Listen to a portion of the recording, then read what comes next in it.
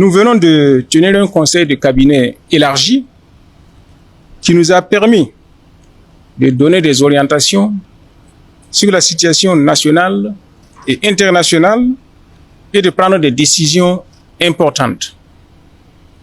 Comme vous le savez, le 28 janvier dernier, le Burkina Faso, le Mali et le Niger ont pris la décision historique de se retirer de la communauté économique des États de l'Afrique de l'Ouest, la CEDEAO.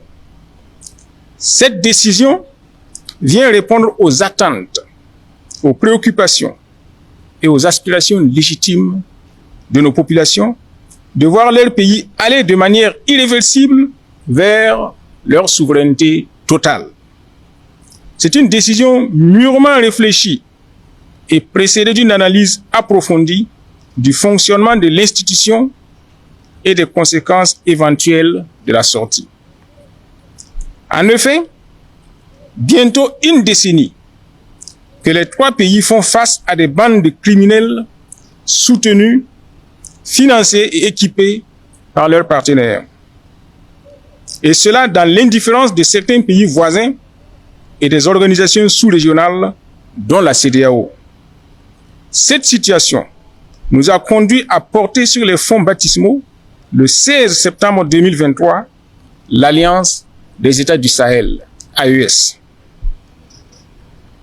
L'initiative de l'AES s'est très vite révélée fructueuse en favorisant la mutualisation de nos moyens humains et logistiques, ce qui a permis d'engranger d'importants acquis sur le front sécuritaire, aussi bien au Burkina Faso, au Mali et au Niger. À sa création en 1975, la CEDEAO portait de grands espoirs en se donnant pour mission première de promouvoir la coopération et l'intégration dans la perspective d'une union économique véritable de l'Afrique de l'Ouest. Elle avait pour vocation d'élever le niveau de vie de ses peuples, de maintenir et d'accroître la stabilité économique, de renforcer les relations entre les États membres et de contribuer au progrès et au développement des pays d'Afrique de l'Ouest. Malheureusement, après 49 ans de fonctionnement, nous constatons avec regret et amertume que la CEDEAO a dévié de sa mission et s'est radicalement éloignée des idéaux de ses pères fondateurs et du panafricanisme. Je reprends. Malheureusement, après 49 ans de fonctionnement, nous constatons avec regret et amertume que la CEDEAO a dévié de sa mission et s'est radicalement éloignée des idéaux de ses pères fondateurs et du panafricanisme. En outre, l'organisation communautaire n'a pas réussi à bâtir cette CEDEAO des peuples, tant espérée par nos populations. Elle s'est transformée en un instrument technocratique qui a fini par s'éloigner des aspirations légitimes des populations de notre espace communautaire. Pour s'en convaincre, nous avons tous noté l'indifférence de la CEDEAO face au massacre de nos vaillantes populations, à la crise humanitaire qui frappe nos concitoyens et aux multiples tentatives de déstabilisation de nos États respectifs. Face à une telle situation, nous ne pouvions faire autrement que de nous assumer en quittant cette organisation qui ne satisfait plus nos attentes. C'est une décision mûrement réfléchie dans les trois pays et nous savons qu'elle ne sera pas sans conséquence sur nos États et leurs économies. Nous restons cependant fermes parce que nous sommes convaincus qu'au sein de l'AES, nous pouvons créer un espace économique viable, résilient et à l'écoute des vraies aspirations de nos populations.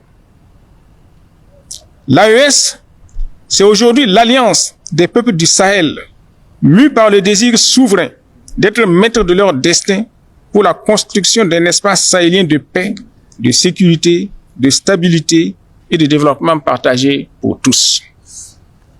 J'invite les Burkinabés de l'intérieur et de la diaspora à s'armer de courage et à renforcer la résilience dont ils font déjà preuve. Aucun sacrifice n'est de trop quand il s'agit véritablement de notre souveraineté et de notre liberté. À l'endroit des pays voisins et des autres nations, je voudrais indiquer que le Burkina Faso reste attaché à la préservation des liens d'amitié et de fraternité que nous avons su bâtir depuis des années.